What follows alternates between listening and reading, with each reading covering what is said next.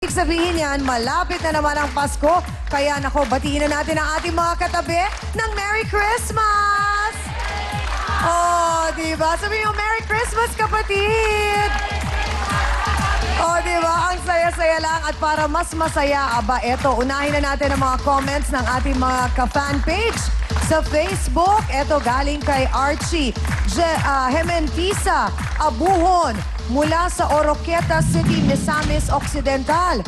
Sabi niya, sana'y makarating po kayo dito at kami naman, mga taga Mindanao, ang mabigyan ng payo ng ating trio taga-payo. At para makaboto kami sa pula o sa puti, kasama si Hans. At makausap naman namin ng personal, si Chang Ami na napakaganda. Uy, salamat at fashionista manamit. Tama po na ang mga problema ay hindi dapat tinatakasan, dapat harapin at dapat pinag-uusapan kasama ang face-to-face. Congrats po. God bless sa inyong show.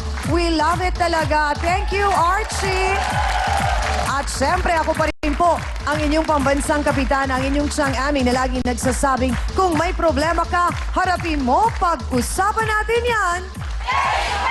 At syempre, kasama rin natin magiging Santa Claus ng face-to-face. This year, walang iba, kundi ang nakakaluwag, ang sobrang swerte at sobrang loving and giving, kahit hindi Pasko, na si Hans Mordel. Ho, ho, ho!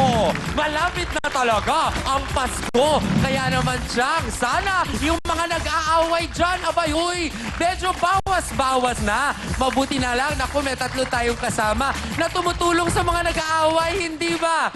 Eto na po sila at inyo nang makikilala ang atin pong legal expert, Attorney Benedicto Acosta Jr. Ang ating namang family counselor, Dr. Camille Garcia. At syempre pa, hindi mawawala ang ating spiritual advisor, Father Sunny Merida. Mga kapatid, ang ating trio tagapayo. Naku, di ba? Parang sila rin ang tatlong haring mago. Yun nga lang, yung isa na iba, may reyna. At siyang, may nabalitaan ako, meron daw isang lola na pilit na binabawi ang apo niya. Bakit? Nasaan ba yung bata?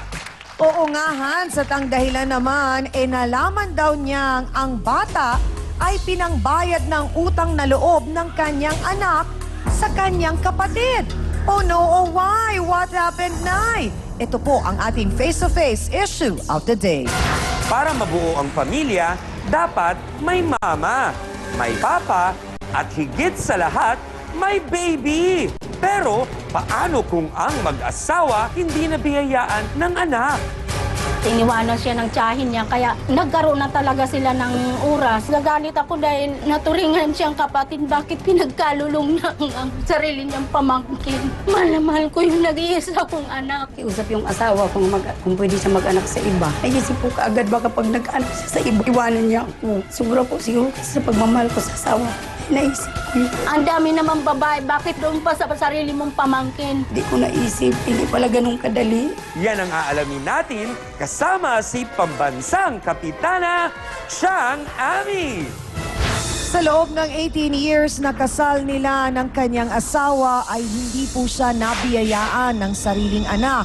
Kaya raw ang ginawa niya ay kinausap pa ang kanyang pamangkin na magbuntis sa kanyang asawa. Bakit nga ba ganon ang nangyari? Narito po si Miriam Sakes. Pasok!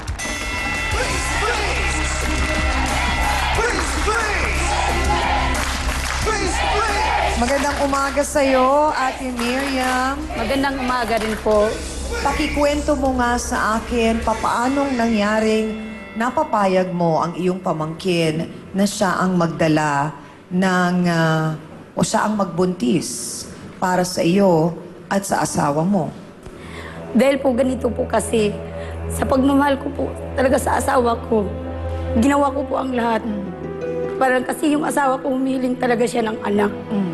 Kahit sino man pong tao, kung mahal mo ang isang tao, gawin mo ang lahat. Totoo yan. Naintindihan kita, Ate Miriam. At para sa isang babae, yung pagkakaroon ng isang anak, yun yung parang pagpapakita mo sa iyong asawa na talagang mahal na mahal mo siya. Opo. Ilang taon na kayong kasal noon nung nalaman mo na may problema?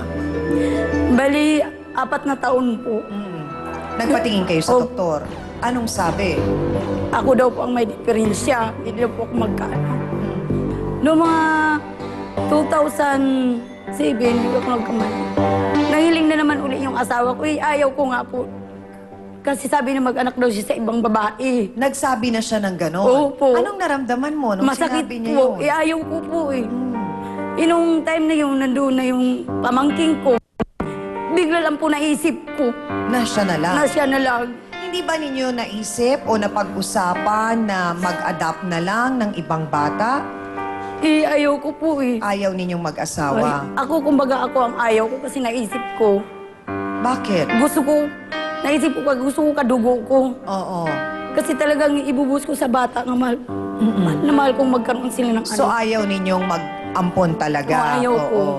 Okay, so paano mo kinausap una muna yung pamangkin mo? Ilang taon siya noon? Paano mo pinaliwanag?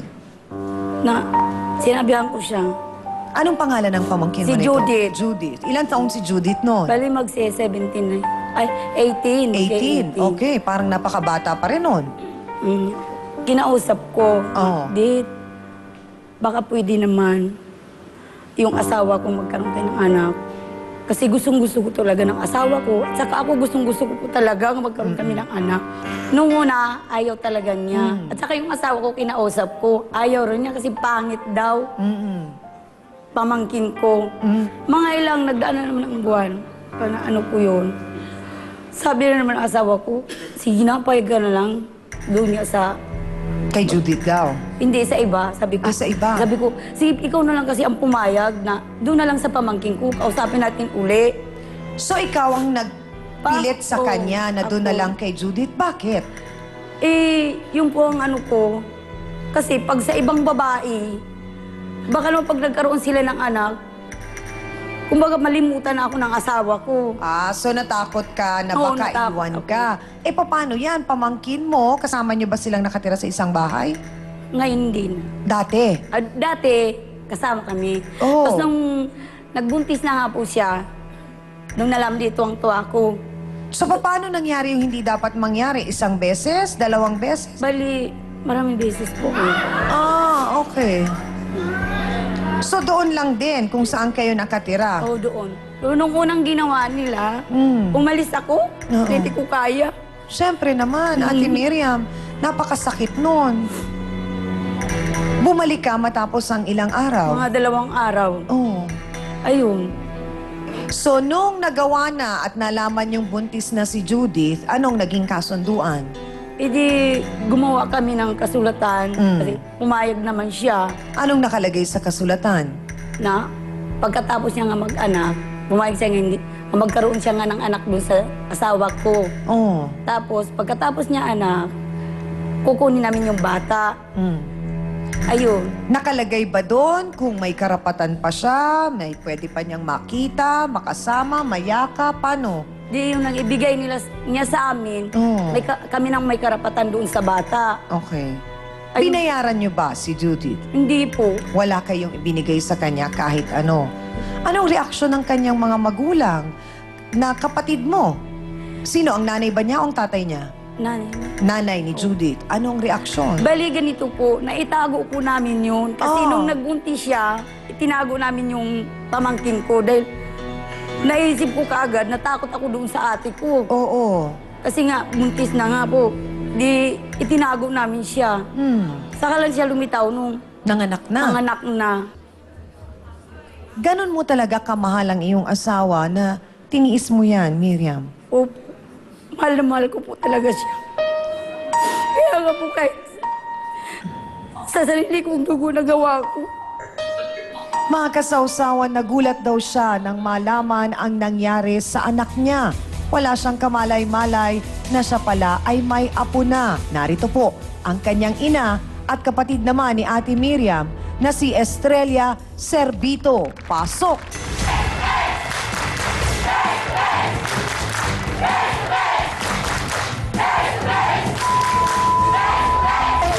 Sandali lamang po. Bakit sa pamangkin mo pa? Sandali lamang po, Aling Estrella.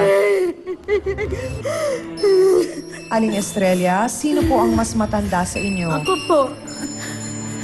Paano po ninyo nalaman at kailan po ninyo nalaman na nagkaanak si Judith? Nitong 2010 lang po. Paano po niyo nalaman? Sa isang kumari ko po na nagkwento sa akin na nabuntis daw yung anak ko. Pero maraming beses niya binabalita sa akin. Hindi ko naman po pinapansin kasi malaking tiwala ko sa kapatid ko. Hindi ko alam na ganyan pala siya.